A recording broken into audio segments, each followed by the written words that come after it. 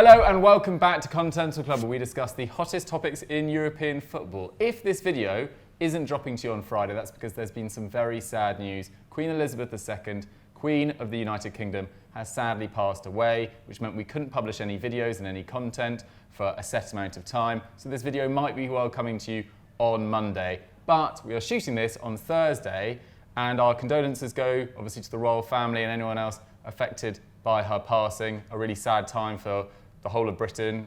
You know, ruled the nation for over 70 years. What a incredible sort of loyal public servant she's been. But anyway, we are going to discuss the football today, and we're going to talk about the Champions League because that returned this week. We're going to talk about the favourites for the competition, the dark horses for the competition, and any teams we think might flop. Henry, I'm going to come to you first. Favourites. You can go anywhere you like with this. Where do you want to go? I think PSG. That's what I'm going for. Okay. Yeah, I really do. I mean, I think at the top end, this is as competitive we've seen the Champions League. In terms of big teams arriving in sort of peak moments, I'm always getting excited to think about the semi-final prospect of potentially PSG, Manchester City, Bayern Munich, and I think Real Madrid should not be taken lightly at any point. They've shown that every week so far in the new season. But yeah, PSG, that front line is just ticking so well at the moment. All this nonsense about Neymar and Mbappe not liking each other, etc. Doesn't seem to matter. It seems to fluctuate on a week by week basis. It does seem to, yeah, exactly. And I just think that the Neymar assist, the first one was exceptional. Even the Hakimi assist for the second goal was brilliant.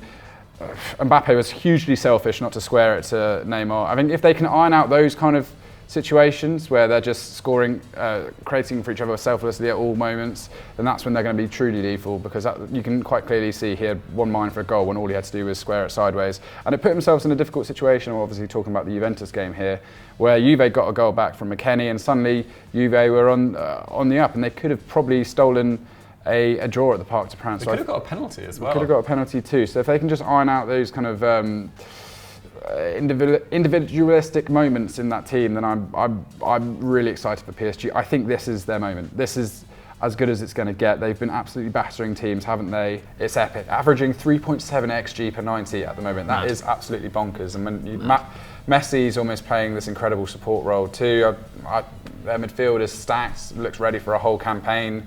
The defence is ticking. I like the fact that Sergio Ramos has come in and really sort of shown the reason why they brought him in with that experience and just playing quality and ability. And I think it's interesting they didn't go for Milan Skriniar in the end. I think they decided dropping 70 million to solve a problem which didn't really exist at that moment in time was quite sensible. So yeah, I'm very excited. They're going to. Maccabi Haifa, I'm slightly worried about what's going to happen to them. Benfica, always a good European side. Let's not forget, got through the group stages last season, scored an absolute wonder goal, Grimaldo I think it was. I mean, what a finish. Yeah, some great individual performances all round. Mudryk, what a man. But yeah, I just think PSG, this is it. They're as exciting as they've ever been. Gautier's got them going. I think this is the year they have to win it. Yeah, absolutely. I think that new formation is working so effectively with that sort of more workman-like midfielder alongside Verratti. It's been Vitinha in recent weeks as well. My one concern with PSG, even though I think Donnarumma is a great shot stopper, like sometimes when crosses into his area, he does look a bit flappy and doesn't maybe command his area as well as he could do. But having said that, still a great keeper, still learning his trade, and already one of the best 5 or 6 in the world, I would say. So no reason to write them off just yet. The Cubs, who else would you suggest are, your favourites? I'm slightly concerned we're about to be the weird creaking noise above us. It feels like the ceiling's about to give way. So hopefully that doesn't happen before McCubs gets his answer out. Your favourites for the Champions? Because everyone needs to hear this. I put, before the season started, I put Barcelona as an outside shout for the Champions League, and I think they've looked better than I thought they would in the early kind of stages of the campaign.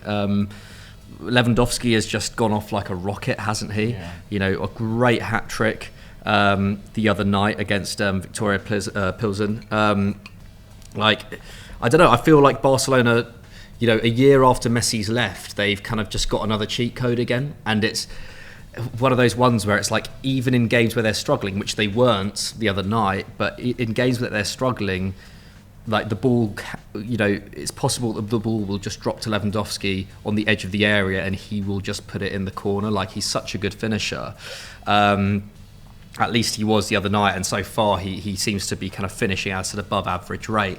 And their other attackers are just in banging form as well. As Dembele's carried on his form from last season, hasn't he? I think arguably the best right-sided attacker in world football at the moment.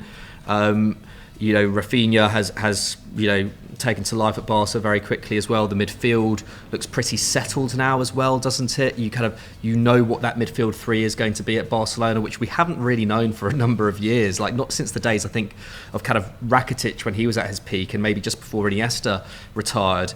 That Busquets, Gavi, and Pedri midfield, as long as they all stay fit, looks really, really strong. And they've, of course, sorted out the defence as well, which I think still, it still can improve, but like, they've got the personnel in there now.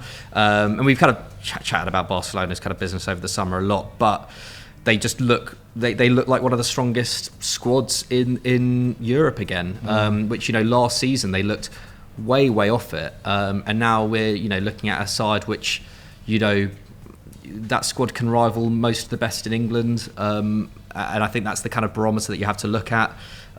You think about kind of Bayern Munich, PSG as well, like probably not quite at their level, but I just think there's just so many game changers in that squad, and I think it's them. Yeah, I think for me, probably them, PSG and Man City are the three to really watch here. I think we also can't count out Real Madrid and Liverpool. Like, I think Liverpool as well.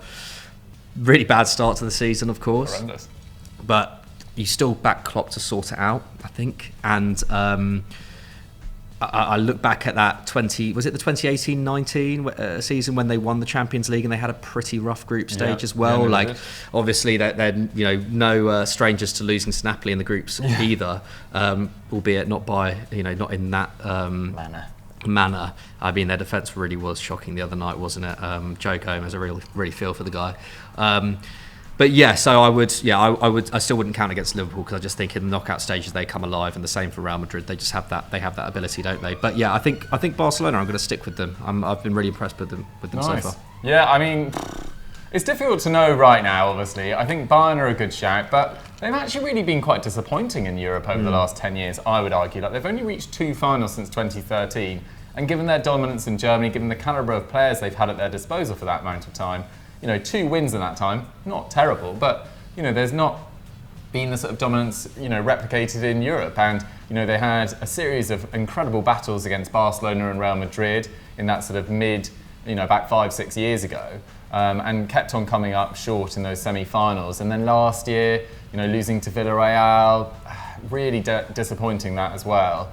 So they've had some shockers in that time, but at the same time, this Nagelsmann team now looks more like a Nagelsmann side. They've got so much better depth in pretty much every position now. With De Ligt not being a regular starter there yet, with Gravenberch and Sabitzer providing the cover in midfield, because Goretzka's had a lot of injury issues. Kimmich going from strength to strength as well. The one area that they're probably a bit weak at in terms of depth is left back, if Alphonso Davies has a serious injury, and he has had those heart problems last season. So that's maybe a slight concern.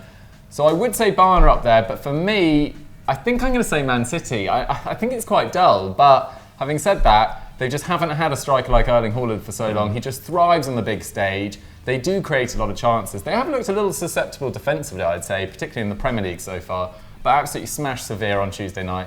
Looked absolutely brilliant, and Haaland just goes from strength to strength, and that depth in pretty much every forward position and midfield position is pretty much unrivaled. They've now got great depth at centre-back as well. It's going to happen eventually that they will win a Champions League. Same with PSG, and I just think it might be the year that either PSG or Man City win it, for me. Okay, so there we have it. Those are our favourites. Let's talk about dark horses, though. McCubs, let's come to you first on Napoli, and this came in from Kiran Prasad 3, because we were watching them against Liverpool last night as we filmed this, and we've talked about Liverpool being poor defensively, but Napoli was scintillating, particularly in that first half. Yeah, unreal. I think it wasn't XG at like 4.2, like at half time. I mean, obviously had 2 penalties, one of which was saved by Alisson, so that accounts for about 1.6 of it, but still to have created 2.5 XG in open play. Pretty amazing. Good maths as well. And so, Good maths I mean, it's been a while. It's been a while since I did my GCSEs. About 10 years ago, I would have been very much quicker with that. But I just think that we were obviously worried about them at the start of the season, and I think you just have to credit Spalletti for gelling the new signings really well. Clearly, that midfield has stayed strong even with Ruiz leaving. Ongisa, mate, what a performance from him! Around the world, he kept on doing. He's just amazing, I think we all kind of. I mean, Henry, you must have known that he had it in him all this time, but I think it's just impressive, and it's the same as last season. I think like when he first started getting praised last season, it was kind of like people kind of being like, oh, he's such a great kind of defensive presence, but that he had so much going forward as well. Obviously, he took his goal really well, but 11 tackles and interceptions. Created 2 chances, completed 2 dribbles as well. He really does have it all, and is definitely kind of bridging that gap in that kind of post-Ruiz era quite well, even if he's a very different kind of player. But with him in the midfield and Zielinski as well, has been a pretty consistent presence over the last 4 or 5 years there. This team just looks really settled, and obviously Kavica was electric, wasn't he, on the other night? 2, Osimhen is just a problem, isn't he? Injury prone. This is the one worry I was just about to say. Like, they do have a good backup now. In Simeone, obviously scored his first Champions League goal the other night too, kissing the tat.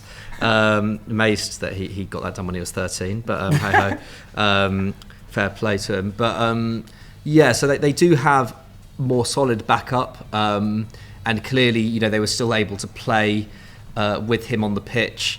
But having said that, second half, Spalletti, took off a number of players, but they did look considerably less dangerous with Osimhen. He's just bullies defenders so well. Like, I mean, I know Joe Gomez has had a slow start to the season and doesn't look anywhere near the defender that he did 2 years ago. But, I mean, it's rare to see a defender of that calibre make those kind of mistakes, and they were often forced by Osimhen. He is just such a dangerous striker. I mean, if he manages to stay fit for the season, I would be very surprised if he doesn't go to an elite club next summer. Like, I think he really is. He's verging on that kind of world-class kind of category, I think. I think Napoli definitely should be considered a dark horse in this sense. I think they will probably get through this group. It is a tough group, but I think they will get through it. Good start from Ajax as well. Yeah, great start from Ajax, but I just think Napoli are stronger. I think they're a tougher place to go as well, and that counts for a lot when you've got 3 home and away games in a group. I think they'll make the last 16, and I think given a decent draw, I think fans can hope for a quarter-final as well. Yeah, absolutely. I think that'd be an achievement for Napoli. I couldn't believe it when I was looking at their European record earlier. And I feel like this must be wrong, but it was what Wikipedia was telling me. They've only reached 1 European quarter-final this century, which was in the Europa League in 2018-19. So they just don't have that sort of European pedigree, and a lot of the Italian clubs have just underperformed in Europe for a long, long time. In terms of dark horses, it's important to clarify here, we're probably not talking about winners of the overall competition. Like, there hasn't really been a pure shock win since probably Porto in 2004. Like, recent winners have been pretty expected. Probably the biggest underdog that has won it recently is probably Chelsea in 2012, but they still had a great side. They'd won the double 2 years earlier, and the last sort of side outside of the European elite, I would say, that has got to the final is probably Spurs in 2019. But other than that, it's been kind of pretty large sides getting to the final and winning it. Henry, who would you say in terms of your dark horse? I just want to quickly shout Kim Min-jae. I think he's been so good since he's gone to Napoli. Not much Turkish football were all raving about him, but he's been even better than expected. And yeah, him and Kvara, they're getting very excited about those two, which is awesome to see. Yeah, you're right. It's hard to pick like who could be the Villarreal, who could be the Ajax that can go the distance, go deep into the competition. I do think Spurs. To be fair, I think Spurs are back in the competition after a long period off. That attack is just is as good as anyone's, as far as I'm concerned. Harry Kane scoring again this season. I think Richarlison's looked wicked since he came in. Absolutely tore Fulham apart last weekend, and again made the difference against Marseille. His second-headed goal, by the way, I didn't see many people talking about it. The technique for that second header, I thought was superb, like so good. They were saying they wanted a very specific player that could play across the whole forward line. So I remember arguing in the podcast that I thought for the money they paid for him, he was as good a signing as Jesus and Rafinha in many regards. I think he's better value than Rafinha at Barcelona. I think just for what he offers that Spurs side and the versatility to fill in and give those players a rest. We're seeing Son not hitting the heights yet, but I'm not worried about Son. I think he just needs to get a goal and an assist and he'll be up and running. I think Conte knows that too. There's a lot of talk about Conte's record in the Champions League. It's not great, but they're off to a good start and they've got a group they can get through. I'm excited to see that Sporting match. I see Sean 15 McKenzie sent in Sporting as well. Sporting's biggest positive is they've held on to Ruben Amorim for another set, and he's the next great manager who hasn't quite. I don't want to say that managers have to leave Portugal, but I'm sure he will do at some point. And all these Portuguese sides just have the blessing of an unbelievable academy, where one goes out and everyone sort of gets promoted up. So it's amazing to see them churn. I mean, a 3-0 win away at Eintracht Frankfurt is no mean feat. That is pretty... You saw what they did, in that stadium last year in the Europa League. It's crazy. Yeah. So I think for me, Spurs, though, are the ones that I could see them... If Spurs are in a double header against, let's say, Bayern Munich in the quarterfinals, compared to Napoli, I think Spurs have the more businessman-like approach to get a result across two legs. Napoli for me is the kind of team that can maybe do something good at home but might crumble a little bit away from home. We've seen Napoli beat big teams occasionally over the years, but have they ever been able to put together a consistent run or form against the great sides when they need to? No, as you said, their record's not great. Spurs, on the other hand, I do think have the capacity with one of the all-time great strikers in Premier League history up top. I do think they have the capacity to do something in this competition as well, and with a much better defence. Romero, Longley, it's good. Yeah. It will be interesting to see. I mean, their results in the big games under Conte have generally been pretty good, I think. I mean, they beat Man City home and away last year in the Premier League, and one of those was actually under Nuno in the first game of the season, I seem to remember. But I think they got a draw against Liverpool in a really exciting game as well. That was a Liverpool side that were full of confidence and going for a quadruple at that time. So, Conte, not to be messed with. But having said that, his Champions League record is pretty abysmal. So there'll be questions there. But I kind of agree with you. If they draw... a Bayern Munich, you've seen how they can get into that shape and counter-attack really effectively. I think they've actually got a reasonable chance of upsetting a big boy. I'd be surprised if they made the semi-finals, but it's not completely outside of their remit. And Ruben Amorim is an interesting one as well. I saw that Graham Potter will probably be announced by the time this video goes live, but Chelsea were actually having a look at him and are apparently big admirers of him as one of the candidates they were looking at. Never entered talks, but definitely really highly rated. Let's quickly talk about flops. McCubs, who do you think could be a complete flop in the competition? You've got down here Juventus and Chelsea. I think Juve are yet to fully convince this season, are they? Have they won one of their opening 6, 1 or 2? I'm trying to think of their maybe 2, but it's been very dull either way. Yeah, it's not been great. Juan Cuadrado looks quite off it. They're yet to really unlock Filip Kostic, I think. Yeah. Dusan Vlahovic seems to be doing an awful lot of work, and as a result, perhaps not getting into the positions that you'd like him to get into in the box. I think Juve will come good at some point this season, but by that point it might be a bit too late. Chelsea as well, obviously disastrous first result in their group, and now they've got Graham Potter coming in, who has never managed in... Well, actually, no, he does have a pretty good record in Europe, actually. Ostersunds, 2017-18, beat Arsenal at the Emirates. So maybe Potter can turn it around at Chelsea, but he's got a huge job on his hands, coming into a side with a ton of new signings, under new ownership. That's going to be interesting to see for Graham Potter. I kind of hope he does well for his sake, because I think it is an incredibly risky job to take at this moment in time. And I love him as a manager. And I think if anyone who knows his backstory and kind of reads a bit about his career, hard not to love the guy. But aside from those two, I don't know about the big teams who are actually set to flop. I don't know if you have any other thoughts, Henry. I'm a bit of a mind blank. We've got Leverkusen down here from Deathstroke 33. I mean, they just ran into Club Brugge, who are, as I've been saying for 2 years now, are great. They are a great side, and it's great to see that kind of team get a victory in the competition. But yeah, I mean, I think it's important to stress, we have to remember Real Madrid last season lost to a side from Moldova and were not top of the La Liga Respect Sheriff, at the very at the start. Absolutely. Losing your first result isn't necessarily worth panicking. I mean, losing away in Zagreb, yeah, sure, it's not great, but worse things have happened. Atleti actually, I think, could struggle this year. I agree with you. I thought they looked pretty nervy in the game the other night. Obviously, the stoppage time drama. They've been well for a long time, Antoine Griezmann's terrible hair as well, even by his standards. Go back to the locks, mate. Back when we used to have the same haircut.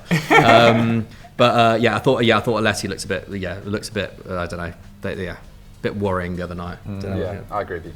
Yeah, I think your point about not panicking after one game is quite crucial. The only thing is Liverpool's group is so difficult that there aren't any easy games really in that group. Whereas Chelsea, I think, is a little bit more of a straightforward equation, although, Milan can cause some issues, so can Salzburg as well. But I'd expect Chelsea to still go through.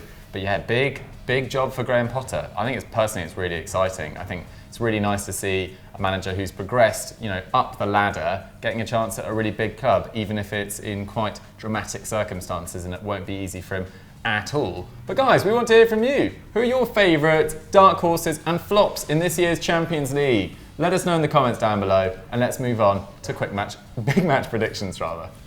It's big match predictions. Yes, everyone's favourite section. Well, I think it is ours. I don't know whether everyone else enjoys it. Let us know. It's not yours. Mine, well, McCubs, you just need to up your game, every as week. I'll explain. AC Milan versus Inter Milan. We did that last week. Henry went 2-1 to Inter. McCubs went 1-1. I went 1-0 Milan. Milan ended up winning 3-2. Cracking game. I get 1 point. Lazio versus Napoli. McCubs went for Lazio. Henry went for his famous 2-2. His Desmond. Almost. And it finished 2-1 to Napoli, which is what I'd predicted. So that's 3 points to me. Sevilla versus Barcelona. We all backed Barcelona. Henry got a perfect score. His first of the season. Congratulations. So 1 point to McCubs and myself. That means that Oz scores on the doors. I'm on 10 points. Henry's on 4 and McCubs is on 3. So work to do for you two.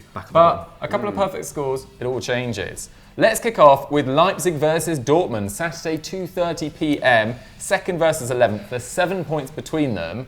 Henry, because of events this week, this game's become absolutely fascinating. Yes. Explain what has gone down. Well, obviously we saw Leipzig get turned over at home by Shakhtar Donetsk. What a story. What a story indeed. If you haven't checked out Deeg's interview with the Shakhtar captain, please go do that, because that was a real coup, and I think actually a great piece of content. And yeah, to go and beat them with that side as well. Mudryk, as I said, what a star for the future. Hopefully they can hold on to him for as long as possible. So that ultimately cost Tedesco his job, and let's not forget they lost to Frankfurt 4-0 as well last weekend. Real comfortable victory for Frankfurt there, and so they got rid of him. And I do feel slightly sorry for Tedesco. I thought he did a cracking job last season. He did a great job at Spartak Moscow before that. I think he'll be fine. He'll be part of the sort of German manager merry-go-round. It does feel weird though, yeah. Because it was interesting seeing Jasmine Baba, one of our sort of friends on the channel, talking about how German football struggling to take a chance on other managers at the moment, in terms of there's just these same guys going round and round the jobs, and we've seen that with Marco Rosa being his replacement, which I'm not sure. I don't know how I feel about it. I feel like Thomas Tuchel, if they'd known he was available, they could have put it in a series. Happened about half an hour before. Yeah, I know.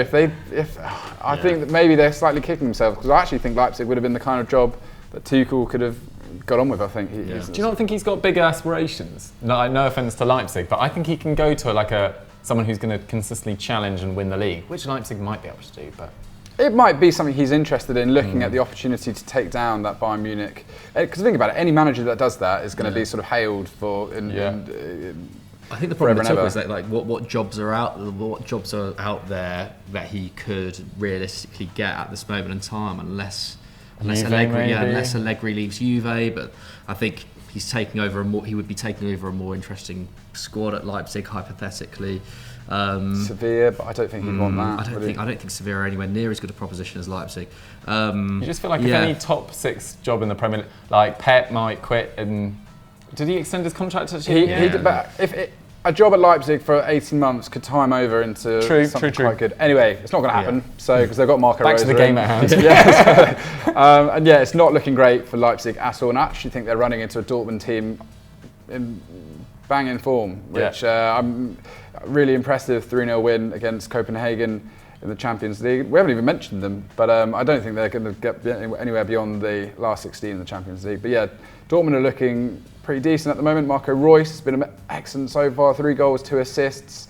Even Julian Brandt's looking on it at the moment, which is great to see. I'm pleased with him having a bit of a redemption there. They've got quite a lot of numbers going forward in attack, and I do worry for Leipzig. They just look really frail. They're conceding lots of goals. One of those, the Galacci goal. Yeah. Oh my God. Galacci, that is shocking. And he's always been quite good for them, but the central defensive pairing that they put against Shakhtar wasn't good enough. I don't think Willy Orban he's the experienced member of that defence, and I think that's why they have him there. Klosterman's barely playing as well. Yeah, exactly. So for this game, sorry, I've waffled on a little bit, but for this game, I just think that Dortmund are going to have the edge on them. I think Marco Reus, there is arguably going to be that bounce back moment. I wouldn't be surprised if it was a draw, but I just think Dortmund are going to have too much to them. I'm going to go for a 1-0 victory to Dortmund this game. Fair enough. Yeah, I don't think that's a bad prediction at all. I mean, McCubs, it's weird for Marco Reus going back, hosting his old side. I mean, it was only 6-7 league games ago that he was managing them. It must be truly bizarre for him. But for Dortmund, as Henry mentioned, lots of their players are on really good form. But I thought Gio Reyna, it was great to see him back earlier this week. Yeah, fantastic. Really good assist for, who was it, for Guerrero. I mean, he just looked like one of the best young players in the world, didn't he, when he was first kind of tearing it up, 2 seasons ago was it now? And obviously last year was just full of injuries. It's good to see him back in the side. And I think one of Dortmund's strengths has always been, being able to bed young players into the side, no matter who the manager is, really quickly and rely on them, for kind of decisive contributions. Jamie Bynoe-Gittens, who got that great goal earlier in the campaign. We haven't seen as much of him since, but they just look like a really well-rounded side at the moment. Obviously did great business in the summer, and for that reason I think they probably will win this game. I can see a lot of goals though. I think Leipzig, their whole strategy over the last year has just been bizarre, hasn't it? They didn't give Jesse Marsch much time. It was disastrous, but Tedesco turned things around so quickly, and yet to not give him much time at the start of this season. They didn't have a sporting director in place for about a year. I mean, it's just very un-Red Bull, isn't it? What we've seen at Leipzig, and now they've gone for another company man in Marco Reus, obviously former Salzburg manager. So they've kind of gone back to the drawing board, it feels like, with this appointment. I think for this game, it's going to be 4-2 to Dortmund. Go for that 5 goal extra points. Yes, please. That came out of nowhere. It comes on madness. Great work. I just think Leipzig, they still do have tons of talent going forward, and I can see them hurting Dortmund. But equally, defensively, they are shocking. Knowing German football, it could be completely right though. It's not any other league. I'd be like, what are you on about? But no, absolutely. But it's worth mentioning that talent they do have going forward. I mean, Szoboszlai got sent off, so he then missed a couple of games, but they barely used Emil Forsberg. Andre Silva's not been a regular yet. It seems like all the things that got Tedesco so far last season, maybe he'd slightly lost his way in terms of what was his preferred 11, really. I mean, they didn't have a bad window, but it wasn't particularly exceptional either. And Xaver Schlager, who was their key signing in midfield, hasn't really featured as well. So it just seemed like a bit of a mess. But Leipzig have appointed Max Ebel as their sporting director, who used to be at Gladbach, and they brought the former Gladbach boss, Marco Reus, who, as McCubb said, used to be at Salzburg. For this, I'm thinking, did you guys both go Dortmund? Yeah. There might be a little bit of a bounce back, but at the same time, I think I'd be foolish not to go for Dortmund as well. I'm going 2-1. Did you go 2-1? 1-0. You went 1-0. I'll go 2-1 to Dortmund. Right, let's move on to our second game. Marseille versus Lille, Saturday night, 8 p.m. Second versus fifth. 6 points between them. Actually, both sides have had a pretty good start to the season. Henry, which side do you want to talk about? Marseille. I'm loving it. I'm loving it this year. I really do. You keep on pushing some parity to Brighton. I see on Twitter. I just think they play that 3-5-2 whatever, and I just think with the players they've got, some parity I can see going there and having quite a lot of fun, because replacing Potter's going to be so hard. And Bielsa.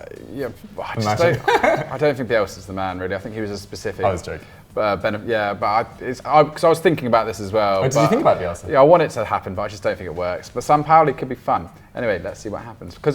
But Igor Tudor, fair play to him. He's come in, and after initially it sounding like he was bullying players, whatever, he actually seems to have got them all really playing well together. Their signings have got off to a great start. I mean, Jonathan Klaus, I know you're a huge fan of him. He's been excellent since he's been there. Nuno Tavares, who knew? He was going to be such a success. And actually, I think it's the perfect club for Alexis Sanchez. It really does make sense. It's a nice... He's always good at like Inter when he played. Yeah. His goals, assists per minute rate was actually pretty remarkable good, there. And I think with that OM crowds at the Velodrome, I think they're going to be good. And actually against Spurs, they did pretty well considering they had 10 men for half a game. Yeah. And even Chancellor Mbemba, who I've never really rated, he looks like he's quite happy there. So yeah, I think Marseille's project is off to a flyer. They're doing well in the league too. Really, I mean, there's a few sides pushing PSG at the moment. Although PSG's goal difference is exponentially better, it's Marseille, Lens. They're all right up there with them. So I'm quite excited to see how long that can last as well, and Lyon too. This game against Lille, I think it's going to be a cracker. I really do. I think Lille have been loving this, lads. Pretty fun this season.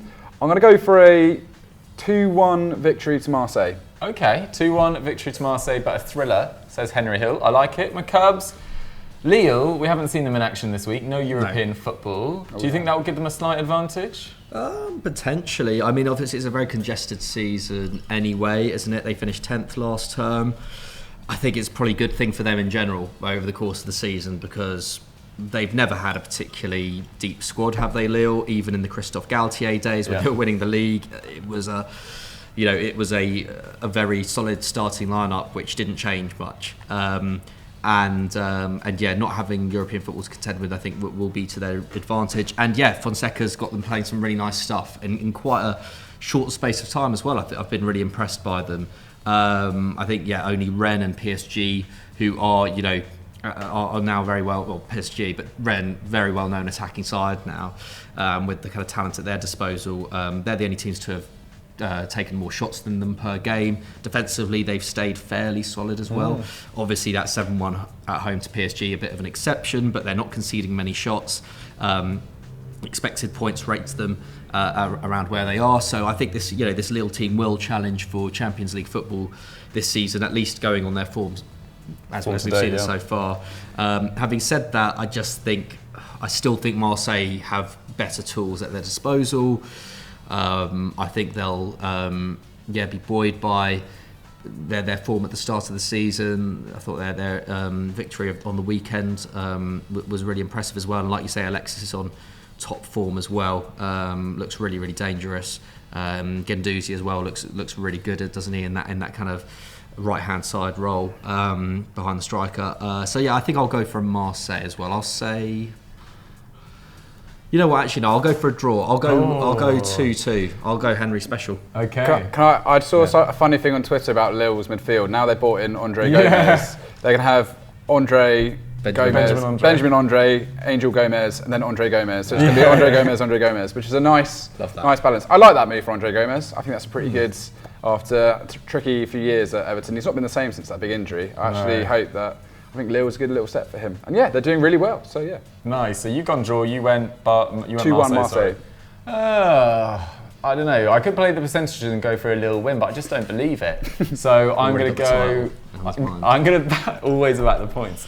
I'm going to go for Marseille. I'm going to go a bit heavier. I'm going to go 3-1 to Marseille. But hopefully it'll be an entertaining game, because lots of the games in Ligue 1 this year I think have been really good. There's been loads of goals flying in. Monaco have been all at sea defensively. I think every other side has every other the big sides has scored at least 3 in one of their games. So fair play. Watch a lot of Ligue 1. I highly recommend it. Right, let's move on to Real Betis versus Villarreal. Another intriguing game. Some good games this weekend. Yeah. Sunday versus 8 p.m. 4th versus 3rd. 1 point between them. Macabres, Real Betis, were flying high last weekend. Lost to Real Madrid, but in general, strong start to the season. Yeah, like picking up where they left off last term. I still fancy them to get that Champions League spot. And yeah, to judge them on last weekend is harsh. I think Real Madrid are just a class above them. I think them and Barca are just at another level from the rest of the league. We're back to the early 2010s, baby. There's just no catching them. as there hasn't really been at all. But I mean, after the last few years where it felt like, Sevilla last year, felt like they were kind of getting to that level, but they didn't in the end. Anyway, I digress. They've had a good start to the season otherwise. 3 wins out of 4. They played fairly average teams. Obviously Mallorca, who I think actually, they did have a really good summer, I think, Mallorca, and I think they do have a good chance of staying up. Vedat Mariki killing it at Mallorca. Yeah, having a great season so far. So yeah, really happy for him. But yeah, Elche and Osasuna, they've not had a big test yet, and in some ways, Villarreal will be the biggest barometer over where they're at as a team, because they are a side that, quality-wise, in terms of the squad, potentially better than Betis. I think as a team overall, they're not as consistent. But Emery has kept that side together since the summer. They still look really solid, and are probably expecting to improve on, what was it, a 7th place finish last term for Villarreal. So I think this will be a test for them, and I think Borja Iglesias is going to have to get on the score sheet. Scored 4 and 4 so far this term. His underlying numbers look great as well. So yeah, I think this could be another draw actually, between Betis and Villarreal. I'll say 1-1. Okay. What do you reckon, Dukes? Shall I go in there next? Yeah, go for it. Yeah, okay. I have been pretty impressed with both sides, to be honest. I don't think Villarreal have played scintillating football, but they are, I think, the only side in Europe that are yet to concede a goal so far, which, different teams around Europe have played a different amount of games. I think the Premier League's played 2 more games than in La Liga, but still, 4 games played, none conceded, pretty impressive stuff.